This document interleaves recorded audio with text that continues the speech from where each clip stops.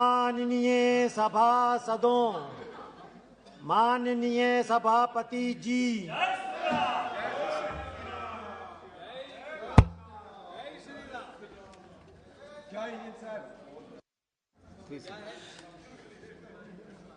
Matters regarding 377 Shri नयाब Singh ji. सभापति महोदय, मैं आपके माध्यम से सड़क व परिवहन मंत्री का ध्यान अपने हरियाणा की एक बहुत ही अति महत्वपूर्ण समस्या की तरफ ध्यान लगाना चाहता हूं।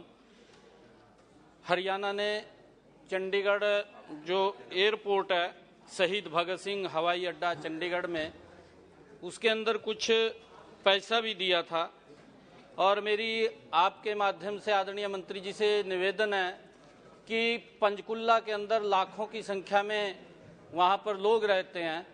डायरेक्ट कनेक्टिविटी शहीद भगत सिंह हवाई अड्डा चंडीगढ़ को नहीं है, घूम करके जाना पड़ता है। बहुत ट्रैफिक, भारी ट्रैफिक वहां पर है, परंतु कृपया अपनी स्क्रिप्ट पढ़िए। महोदय, उत्तरी हरियाणा से बहुत अधिक मात्रा में यात्री शहीद भगत सिंह एयरपोर्ट से अपनी हवाई यात्रा करते हैं, विशेषकर पंचकुला जिला से, जो कि लाखों की आबादी का क्षेत्र है।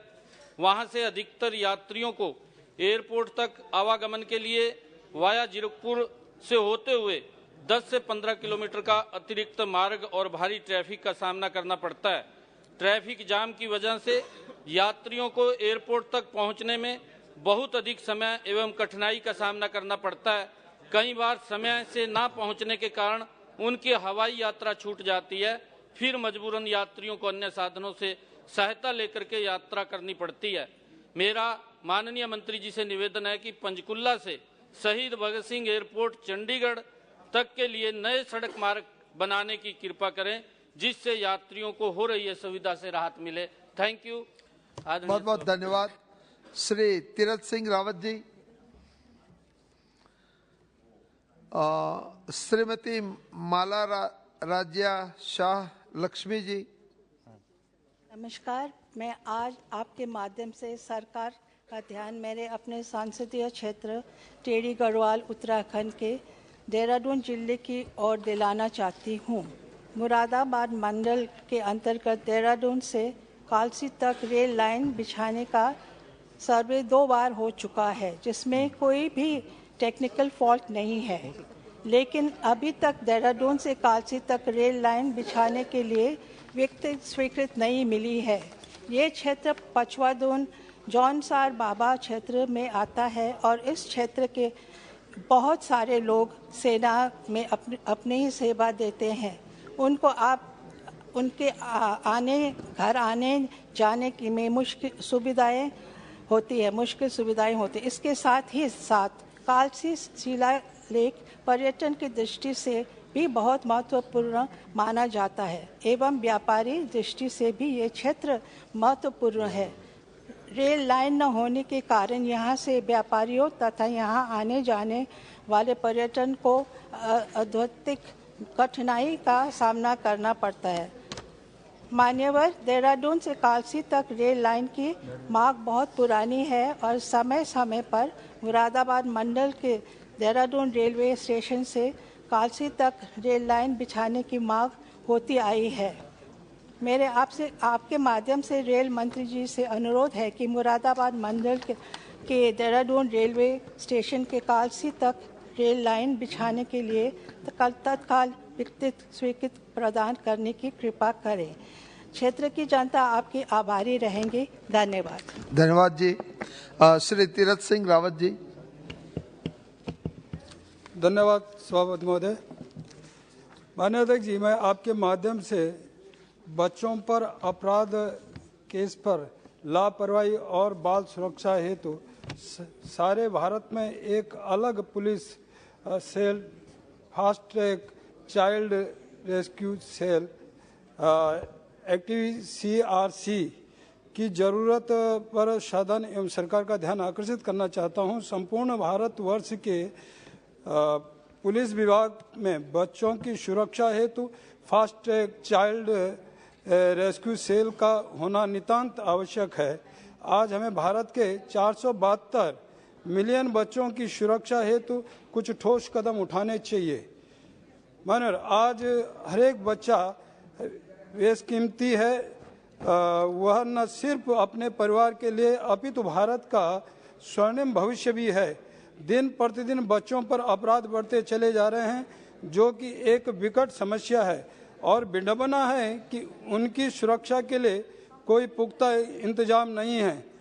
एनसीआरबी के अनुसार हर 8 मिनट में एक बच्चा पूरे भारत से गायब और हर दिन 108 बच्चों का यौन शोषण हो रहा है। आज बच्चों की सुरक्षा में अनदेखी का निम्न कारण है: 0 एफआईआर, जानकारी की कमी के कारण एफआईआर करने में देरी, पुलिस बल में अत्यधिक कार्यभार, समय, नई तकनीकी व मैन पावर की कमी, CWC अनाथालय के बच्चों की जानकारी ऑनलाइन न होना, पुलिस को नाबालिग की खोज या मिलने पर आधार कार्ड के इस्तेमाल की पूर्ण छूट न होना, नवजात शिशुओं का आधार कार्ड के अभाव में हॉस्पिटल से चोरी और ताउम्र घर वापसी न होना, 9 से 18 साल के घर से भागे बच्चों के मिलने पर नाबालिग व अभिभावकों का काउंसलिंग न होना। मान्यवर, आपके माध्यम से बताना चाहता हूं कि NTCRC से तुरंत एफआईआर और तुरंत कार्रवाई होना तथा केंद्रीकृत डेटा होने पर बच्चे के गुम होते ही सारे देश व सभी राज्यों की सीमाओं में बच्चे की जानकारी पहुंचेगी। बच्चों से जुड़े अपराधियों की जानकारी एक जगह एकत्रित होगी। बायोमेट्रिक प्रौद्योगिकी सुविधाएं तुरंत एफआईआर और तुरंत कार्रवाई न करने पर दंड तथा हॉस्पिटल या घर में पैदा हुए बच्चों के आधार कार्ड अनिवार्य रूप से बनाए जाएं। मेरा अनुरोध है कि कृपया देश में fast track child rescue cell का गठन करने के लिए ठोस कदम उठाए जाएं, ताकि हम लाखों करोड़ों बच्चों को बचा सकें। मान्यवर, बहुत बहुत धन्यवाद। Shri Ashok Kumar Rawat ji.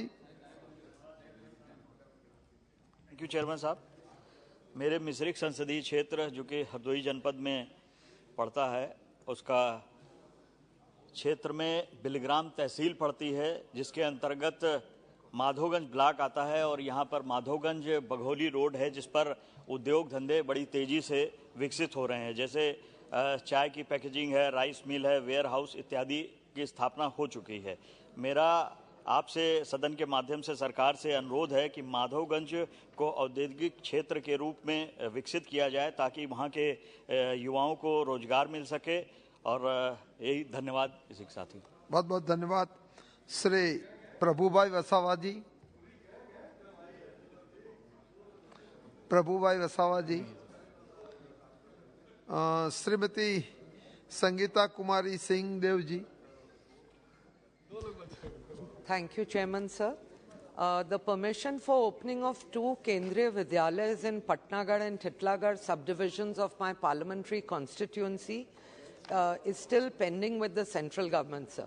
The Patnagarh Kendriya Vidyalaya is under the civil sector category. The site selection committee had visited and submitted its report on 9th February 2022.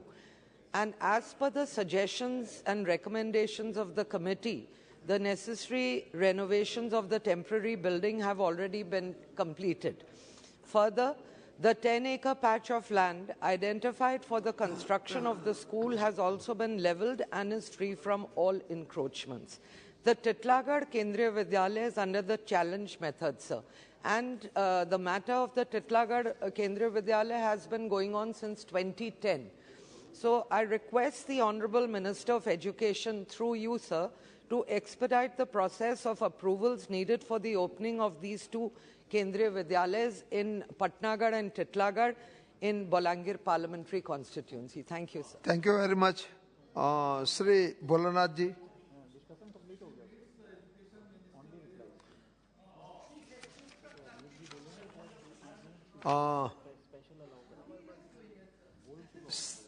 Shri Sangh Tharamitra Maurya.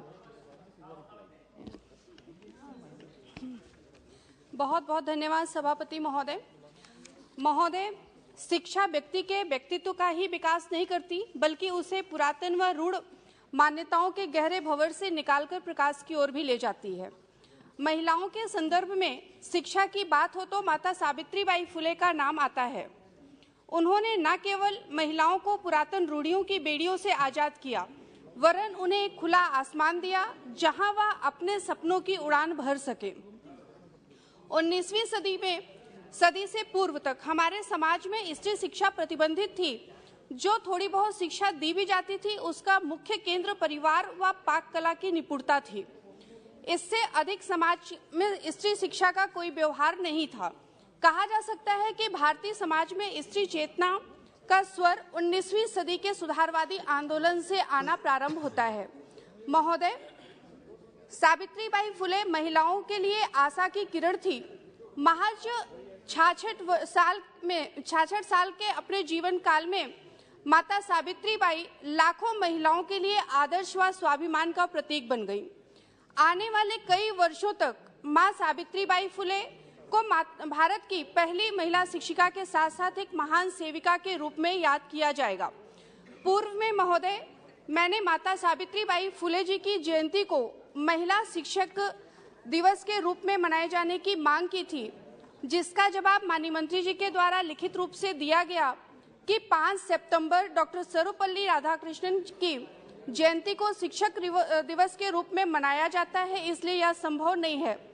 महोदय, मैं आपके माध्यम से बताना चाहती हूं कि मेरी मांग यह नहीं थी कि 5 सितंबर की जगह 3 जनवरी को शिक्षक दिवस मनाया जाए, बल्कि मेरी मांग यह थी कि माता सावित्रीबाई फुले, जिन्हें आधुनिक भारत में एक ऐसी महिला के रूप में भी श्रेय दिया जाता है जिन्होंने ऐसे समाज में जब महिलाओं को पूर्ण आजादी उपलब्ध नहीं थी और वे उपमानों के अस्तित्व में जी रही थी, तब माता सावित्रीबाई फुले ने स्वयं की आवाज को बुलंद किया और महिला अधिकारों के लिए संघर्ष किया। आज महिलाएं हर क्षेत्र में आगे हैं और आगे बढ़कर समाज में अपनी उपस्थिति दर्ज कर रही हैं, और यह शिक्षा के माध्यम से ही संभव हो सका है। शिक्षा ने स्त्रियों को उनके अधिकार दिए, उनकी सुरक्षा के लिए बुलंद हौसले दिए। इसलिए महोदय, उस माता सावित्रीबाई फुले की जयंती 3 जनवरी को महिला शिक्षिका दिवस के रूप में मनाया जाए, यह मांग करती हूँ। बहुत बहुत धन्यवाद। Thank you. श्री राहुल कासवान जी। श्री छतर सिंह दरबार।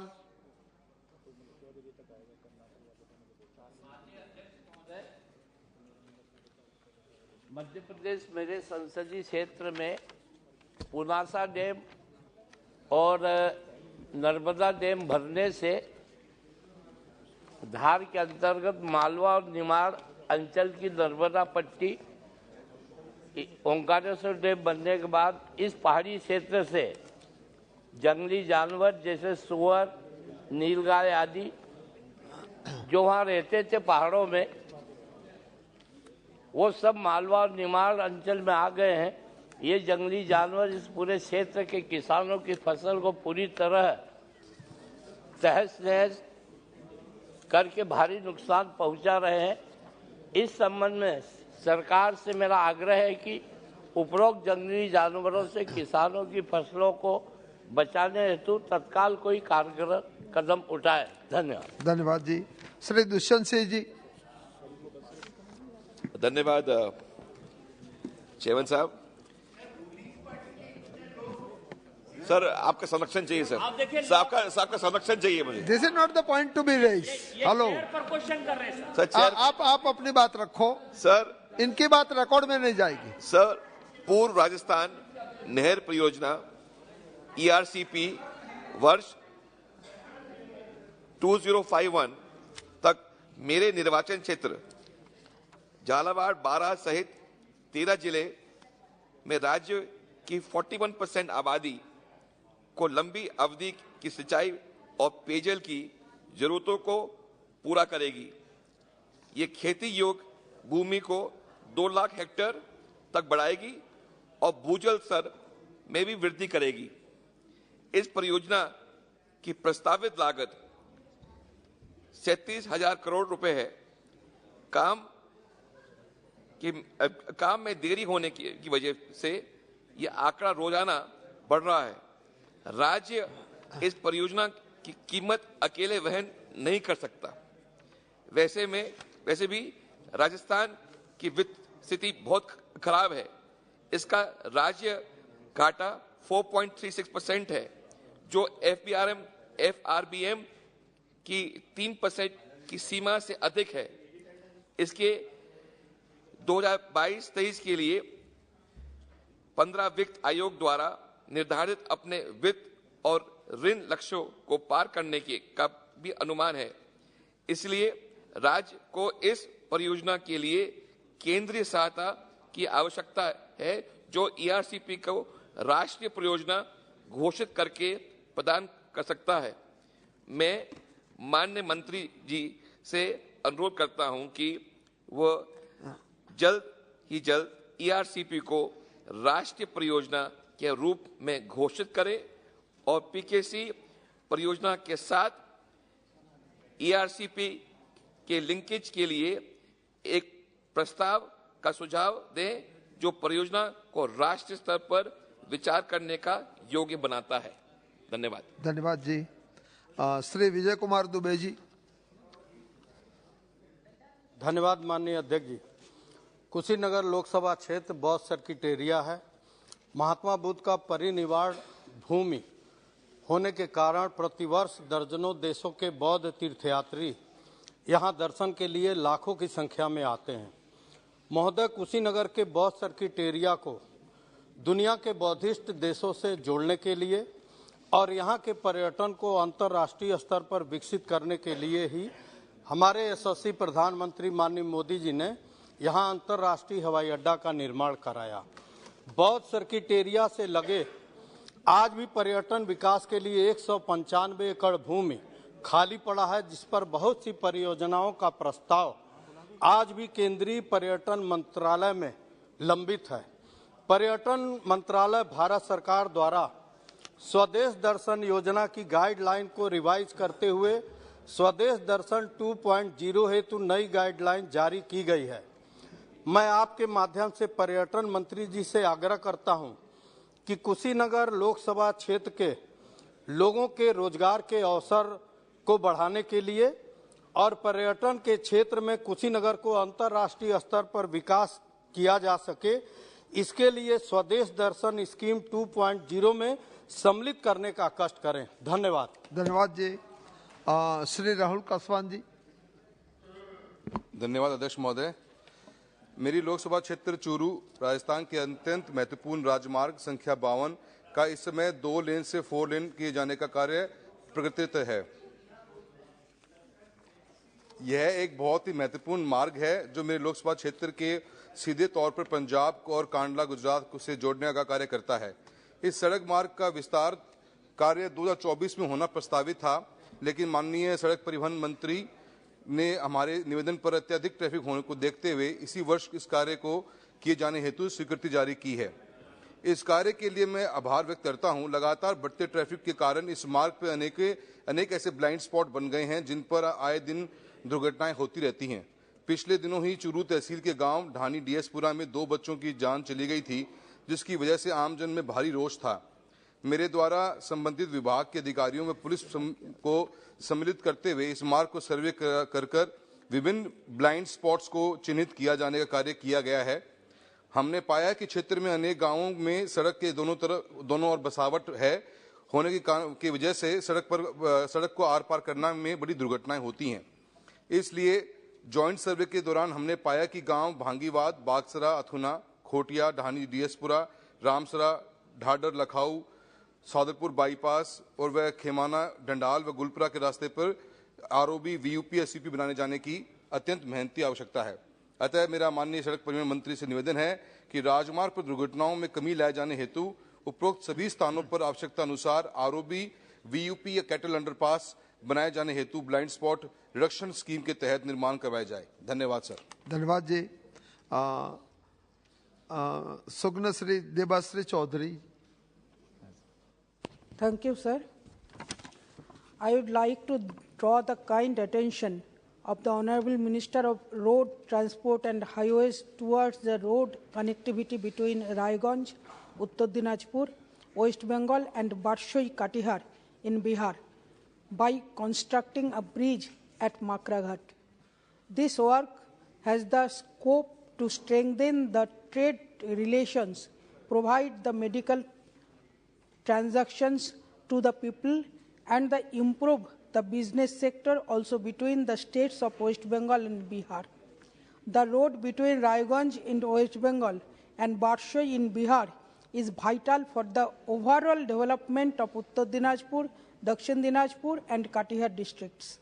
By constructing the bridge and new national highway road connecting the bridge, people from Bihar would also get easy access up to Bangladesh, connecting through National Highway 12 and others, which would further strengthen trade relations between the two neighboring countries and help in development of people of the region. This is one of the most important long-lasting demands of the people of my Raiganj parliamentary constituency. Hence, I urge upon the Union government to intervene the matter for development of the above-mentioned road, which will definitely benefit the state of West Bengal and Bihar in general and development of Uttar Dinajpur, Dakshin Dinajpur and Katihar districts in particular. Thank you. Thank you, Madam. Shri Santosh Pandey ji. सम्माननीय सभापति महोदय, मेरे संसदीय क्षेत्र राजनांदगांव के अंतर्गत कबीरधाम जिला में कबीरधाम से कवर्धा से लगभग 20 किलोमीटर की दूरी पर चौरा गांव में स्थित दुर्लभ बैगा आदिवासी बाहुल्य क्षेत्र और ऐसा आकर्षण का केंद्र है वहां का भोरमदेव भगवान शिव का मंदिर, जिसे निहारने के लिए पूरे देश के और विदेश के पर्यटक बड़ी संख्या में वहां प्रतिवर्ष आते हैं। गौड़ जाति के पूज्य देव भोरमदेव और उस वहां की जो स्थापत्य कला है, मालवा की परमार कला शैली की प्रतिछाया है। यह मंदिर इन्हीं खूबियों और स्थापत्य कला, पुरातात्विक संपदा तथा धार्मिक आस्था के लिए जाना जाता है। महोदय, इसका निर्माण फणी नागवंशी शासक गोपाल देव ने करवाया था और जिसकी नागर शैली, जटिल नक्काशीदार चित्रकला इसके लिए जाना जाता है। यह इन सभी खूबियों के कारण पुरातात्विक संपदा, धार्मिक आस्था के लिए और यहाँ तीर्थ यात्री, श्रद्धालुओं और विदेशी देशी पर्यटकों का और वर्ष भर यहाँ भीड़ लगा रहता है। कान्हा से भी बहुत नज़दीक है, नेशनल पार्क से नर्मदा जी भी नज़दीक है। मुझे यह बताते हुए प्रसन्नता हो रही है कि मेरे संसदीय क्षेत्र के जिला राजनांदगांव में माँ बमलेश्वरी मंदिर, जहाँ प्रज्ञागिरी पर्वत में भगवान बुद्ध के स्थल पर और वहाँ डोंगरगढ़ मंदिर में सीढ़ी, रेलिंग, पानी, शेड, लाइट, ध्यान केंद्र, श्री यंत्र, यह सब की व्यवस्था प्रसाद योजना के अंतर्गत किया गया। इसके लिए मैं सम्माननीय प्रधानमंत्री नरेंद्र मोदी जी को आभार और धन्यवाद प्रेषित करता ही हूँ। महोदय, मेरा निवेदन है, मेरा आग्रह है कि भोरमदेव को पर्यटन मंत्रालय से प्रसाद योजना से जोड़ने की कृपा करेंगे, जिससे पूर्ण रूप से वह विकसित हो सके। माता का स्थान बमलेश्वरी, ये सब प्रकार से विकसित हुआ, भोरमदेव विकसित हो। बहुत बहुत धन्यवाद। श्री निहाल चंद चौहान जी। धन्यवाद सभापति जी। मैटर अंडर रूल्स 377 में आपने बोलने का मुझे मौका दिया, मैं आपको धन्यवाद करना चाहूँगा। महोदय, मेरे संसदीय क्षेत्र श्री गंगानगर और हनुमानगढ़ में बहुत से किसानों की फसल बीमा योजना का लाभ अभी तक किसानों को नहीं मिल रहा है। बैंक और बीमा कंपनियों द्वारा गलत डाटा अपलोड करने के कारण किसानों को प्रीमियम जमा कराने के बाद में नुकसान के हर्जाने के रूप में मिलने वाला लाभ अभी तक नहीं मिला है। वर्ष 2019 में से लेकर वर्ष 2021 तक किसानों को इस योजना का लाभ से वंचित रखा गया। हनुमानगढ़ में पीलीभंगा सहित पूरे जिले में भूमि इंश्योरेंस कंपनियों द्वारा गलत अंकित किया गया जिस कारण स्थानीय किसान बीमा क्लेम से वंचित रह गए और पात्र होने के बाद भी उन्हें इस योजना का लाभ नहीं मिला। ऐसे ही श्री गंगानगर में पूरे जिले में हर तहसील मुख्यालय पे केवल बुआई का प्रमाण पत्र जमा नहीं करने, क्लेम में हुई त्रुटि के कारण योजना का लाभ से किसानों को वंचित रखा। राजस्थान प्रदेश में राजस्व विभाग के पटवारियों द्वारा किसानों को बुआई प्रमाण पत्र जारी नहीं किए गए। ऐसी स्थिति में किसान बुआई प्रमाण पत्र को जमा नहीं करवा सके। मेरा आपके माध्यम से केंद्र सरकार से अनुरोध है कि मेरे संसदीय क्षेत्र श्री गंगानगर और हनुमानगढ़ में किसानों की फसल बीमा संबंधी इन समस्याओं के शीघ्र निपटान हेतु पोर्टल खोला जाए ताकि किसान नए सिरे से अपनी सारी जमाबंदी सारा सब कुछ अपलोड कर सके। इसके लिए जल्द से जल्द उचित और आवश्यक कार्रवाई कराने का बहुत बहुत धन्यवाद जी, बहुत बहुत धन्यवाद। श्री कृपानाथ मल्लाह जी। Thank you, Chairman sir. I would like to state you that in my constituency, Karimganj, already declared 2 number national highways in South Assam. NIT under package number NHIDCL /DPR /Assam /02/2017 for consultancy services for feasibility study and preparation of DPR demand for construction of 2 new national highways in South Assam is very old, and NHIDCL had also invited tender for preparation of DPR in the year 2017. But even after a lapse of about 5 years, no tangible action is seen towards materialization of the following 2 number proposed projects. Number 1, Badarpur Ghat, Dullabchada, Mamit Road, length 150 km, Assam and Mizoram. Number 2, Silchar, Ainakal Timukha, Asimganj, length 90 km, shorter link between NH8 and NH154. Therefore, I earnestly request Your Honor kindly to make arrangements for early commencement of work pertaining to the above said 2 number of NH in the interest of electorate of my parliamentary constituency. I shall be very much glad if you direct your good office to initiate actions in this regard on priority basis. Thank you. Thank you very much. Shri Santosh Kumar Gangwar ji. Shri Benny Behanan ji. Thank you, Chairman. In India, the number of people with disabilities was stated as 26.1 million. And these persons with disabilities are facing a lot of problems in day-to-day life, whether it is finding a job or securing their life. The average percentage of employment of people with disabilities in the public sector is merely 0.5%, and in private sector it is 0.28%, and in the multinational it is only 0.05%. Therefore, by considering the importance of securing the rights of people with disability so they can participate fully, equally and effectively in society, the government should launch a national job portal which will provide private as well as government jobs for the people with disabilities.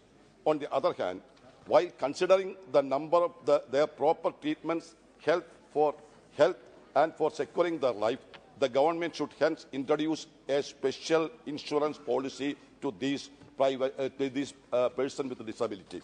Hence, I urge upon the government through you to take this matter on the urgent priority basis and to take these necessary measures to ensure the well-being of the person with a disability. Thank you, sir. Thank you. Srimati Geeta Koraji. Sri Vincent H. Palaji. Thank you, Chairman, sir. Sir, this is to highlight the fact and bring it under the notice of the Honourable Minister of Transport and Highways that the following stretches of roads under SARDP Northeast Phase A has been approved in principles and declared as new highways in the state of Meghalaya. Nong Stoin, Mau 8, Nong Jri, approximately 75 kilometers. Dikhya Sutnga Saipung Molse, 84 kilometers. However, it has been 5 years since the approval was made, yet no development has been seen as promised. Our people are facing a lot of issues due to this, as it is getting difficult to commute to places because of the lack of adequate connectivity. Not just this, the slow progress of roads construction has also halted the economic activities around the area. I would appreciate if you could send a central team to decide on the said issues and initiate actions to improve roads in the state of Meghalaya and speed up the construction process using innovative techniques at the earliest. Thank you, sir. Thank you very much. Dr. Kalanidhi Veeraswamy ji. Yes, sir. Sir, thank you very much, sir. The railways can earn additional revenue if extension of the following trains via Kadalur is made, sir. It will provide extra inter-districts rail connectivity and improve tourism. I would like to highlight the numbers and the train routes, sir. It's 06541-542, Mayiladuthurai, Thiruvarur, Mayiladuthurai up to Viluppuram Junction, 06415-416, 06873, 06874, Mayiladuthurai, Tanjavur, Mayiladuthurai up to Viluppuram Junction, and 06403 and 404, Mayiladuthurai, Mannargudi, Mayiladuthurai up to Viluppuram Junction, and 06737, 738, and 06799, Viluppuram, Puducherry, Viluppuram up to Thiruvarur Junction, and 06725, 726, Melmarottur, Viluppuram, Melmarottur up to Mayiladuthurai Junction, and 06689 and 690, Mayiladuthurai, Viluppuram, Mayiladuthurai up to Mannargudi Junction, and the following train numbers 06691, 692, 694, 695, and 06877 from Viluppuram, Mayiladuthurai, Thiruvarur up to Nagapattinam Junction, sir. Sir, I request the Union Government to consider this request as thousands of travellers use these trains every day, and already several places the train stoppings have been stopped, sir. We would request them to consider that also. Thank you very much. Thank you very much. Sri Madila Gurumurthy ji. Thank you, Chairman, sir. Chairman, sir, Tirupati is an educational hub with institutes of national importance like IIT, IISER, and International Institute of Digital Technology, 7 universities apart from having medical colleges and engineering institutes. Tirupati is strategically located and is very close to other states like Karnataka and Tamil Nadu, along with lot of industrial clusters and police training colleges. The establishment of the world first forensic and allied sciences university campus to meet the demands of law enforcement agencies for forensic experts at national and international level. In the process of globalization of forensic sciences, it is proposed to establish national forensic university campuses across the country for the benefit of the scientific investigative experts of the country. I request through you, sir, to the Honorable Minister of Home Affairs to initiate the process of establishment of National Forensic University campus at Tirupati, sir. Thank you, sir. Thank you very much. Professor Saugata Roy ji. Professor Saugata Roy. Yes, sir. Sir, could you attend a program at the Constitution Club yesterday? You read your script.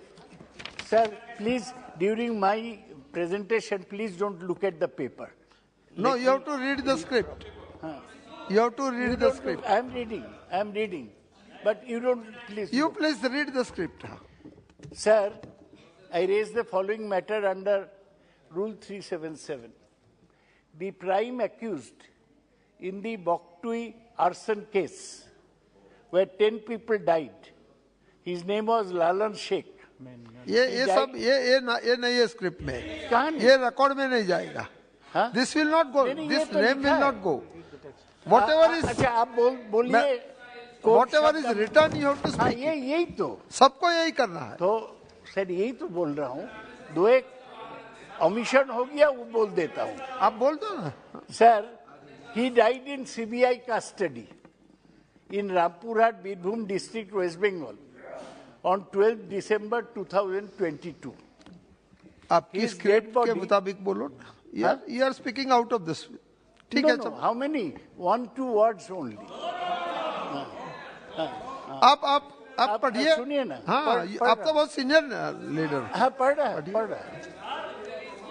His dead body was found in the toilet of the camp office of the Central Bureau of Investigation. Kindly read your script. I'm reading it, please. But this is out of the script. You read word by word. Shall I repeat? Okay. Sir, CBI, camp office of the CBI in Rampurhat on the day. The family of the deceased, including his wife, has alleged that he was killed in the CBI custody, and it was not a suicide. CBI claims that he committed suicide, though they have not provided any proof. The CS, Criminal Investigation Department of the West Bengal Police has registered a case against some officers of the CBI for causing custody death, and they have gone to the High Court against the same. We demand that there should be an inquiry by a sitting judge of the Calcutta High Court to look into the incident. Thank you. In the Dr. Srikant Eknath Shinde. Sir, CBI Dr. is killing Srikant Eknath Shinde. Dr. Alok Kumar Suman. बहुत बहुत धन्यवाद सभापति महोदय। मैं आपके माध्यम से माननीय वाणिज्य एवं उद्योग मंत्री जी का ध्यान बिहार में निवेश और उद्योगों की स्थापना की ओर आकृष्ट करना चाहता हूं। अब कृपया बैठ जाइए। बिहार राज्य का अपना विशिष्ट स्थान है। यह उत्तर पूर्वी भारत और नेपाल की सीमा से लगे बड़े बड़े बाजारों से जुड़ा है। राज्य में 2 लाख किलोमीटर से अधिक सड़क नेटवर्क और 6,700 किलोमीटर से अधिक रेलवे लाइनों का एक विस्तृत नेटवर्क है तथा अंतर्राष्ट्रीय हवाई अड्डे की उपस्थिति से शेष भारत और अंतर्राष्ट्रीय बाजारों से अच्छी तरह से जोड़ती है। स्वर्णिम चतुर्भुज राजमार्ग जो बिहार के कई जिलों से होकर गुजरती है और प्रमुख मेट्रो शहरों से जोड़ती है। ईस्टर्न डेडिकेटेड फ्रेट कॉरिडोर जो राज्य से होकर गुजरता है कच्चे माल के स्रोतों यानी कोलकाता और हल्दिया बंदरगाहों और पड़ोसी राज्यों में खनिज संसाधनों के स्रोतों तक पहुंच प्रदान करता है। महोदय, यह बिहार में निवेश और नए व्यवसायों तथा उद्योगों की स्थापना के पर्याप्त अवसर को प्रदान करता है। अतः महोदय, मैं आपके माध्यम से माननीय वाणिज्य एवं उद्योग मंत्री जी से अनुरोध करता हूं कि बिहार राज्य में अधिक से अधिक निवेश और उद्योग स्थापित किए जाएं ताकि इस राज्य के युवाओं को रोजगार के पर्याप्त अवसर मिल सके और राज्य अपने संसाधनों का इष्टतम उपयोग करने में समर्थ हो। धन्यवाद सभापति महोदय। धन्यवाद जी। श्रीमती शर्मिष्ठा सेठी जी। Thank you, sir. Sir, the pandemic has been a source of isolation, anxiety, and stress for students. In addition, the times we live in, the students are constantly battling peer pressure, stress owing to examination and academics, parental pressure, feelings of inadequacy due to social media exposure, etc. National Crime Record Bureau's report from 2021 shows that suicides among students increased by 4.5% in 2021. It is worrying to note that student suicides increased drastically during the pandemic in 2020 and 21 and have been on the rise in the last 5 years. So, World Health Organization reported that 1 in 7 10 to 19 years old experience mental disorders which remain untreated and unrecognized. Adolescents and kids' mental health has long been ignored and stigmatized. It is necessary that we bring this issue to the forefront and address it. We need more initiative at the school level for mental health intervention. Mental health care services should be made freely available in all schools. We also need initiatives that are aimed at parents and teachers so that they are sensitized to the needs of children or are in a position to identify their mental health concerns. Creating supportive social environments and networks is crucial to fight the stigma against mental health issues. I request the government to take necessary measures in this regard. Thank you, sir. Thank you, madam. Shri Ritesh Pandey ji. धन्यवाद अधिष्ठाता महोदय। Monsoon के समय मेरे क्षेत्र अम्बेडकर नगर में देशी विदेशी पक्षियों के झुंड से टांडा ब्लॉक के देवहर तालाब का सुंदर दृश्य देखते ही बनता है। यहाँ सैकड़ों मील दूर से आने वाले साइबेरियन पक्षियों का प्रवास 4 माह तक रहता है।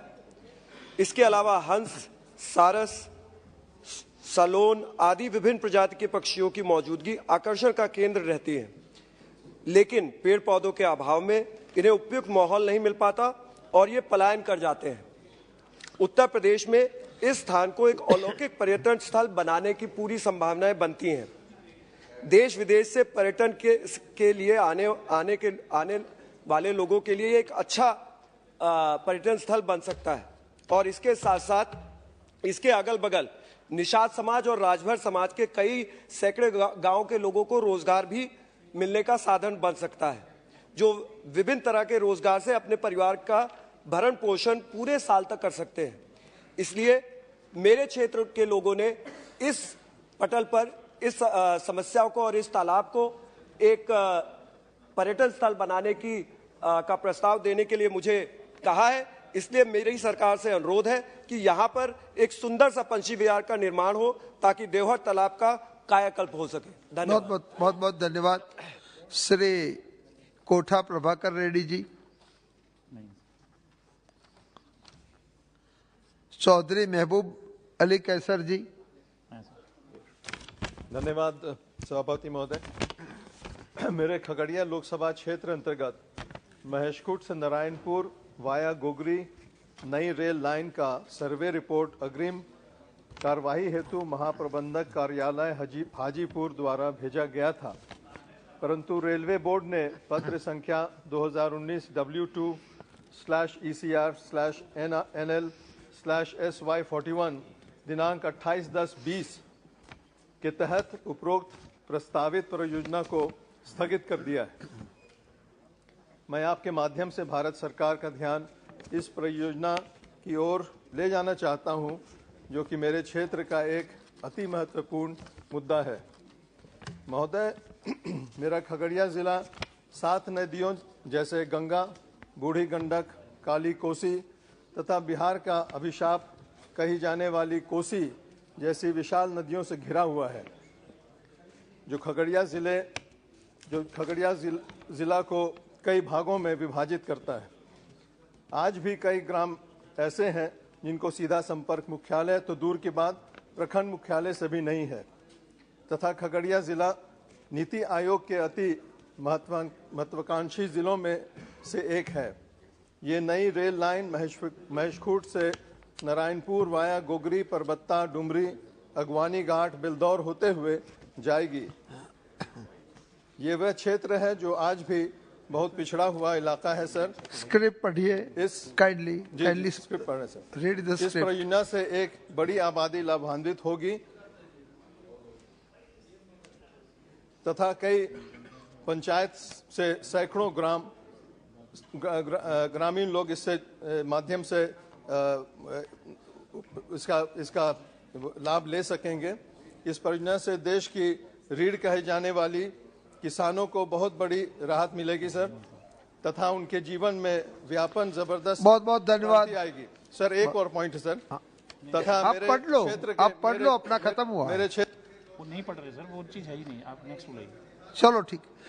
Shrimati Supriya Sadanand Sule ji. Thank you sir. Under the matter under Rule 377, sir, I would like to raise the issue of the effects of the lumpy disease that has been quite disastrous this year on our agrarian economy. 1,55,724 cattle have died so far, and 29,52,223 have been severely affected in my state, Maharashtra, and the entire nation. Dairy farmers are in constant economic constraint due to the loss of cattle, lowered milk production from the infected but cured ones, and are bearing extra costs to provide extensive diet facilities and medication to the affected cattle to prevent them from dying. As the loss is huge and severely spread across the country, a centralized plan is needed from the government to revive the dairy economy. For that, adequate compensation and medical assistance needs to be given to the affected farmers, and free and subsidized fodder should be also given to them at the earliest. Also, several researchers have revealed that the virus, which all the time mutates inside the host and has no long-term vaccine, can be guaranteed for this. As lumpy skin disease outbreaks occur in epidemics several years apart, a comprehensive research should be carried out to study its behavior to make a vaccine, so that future we can minimize and contain the spread of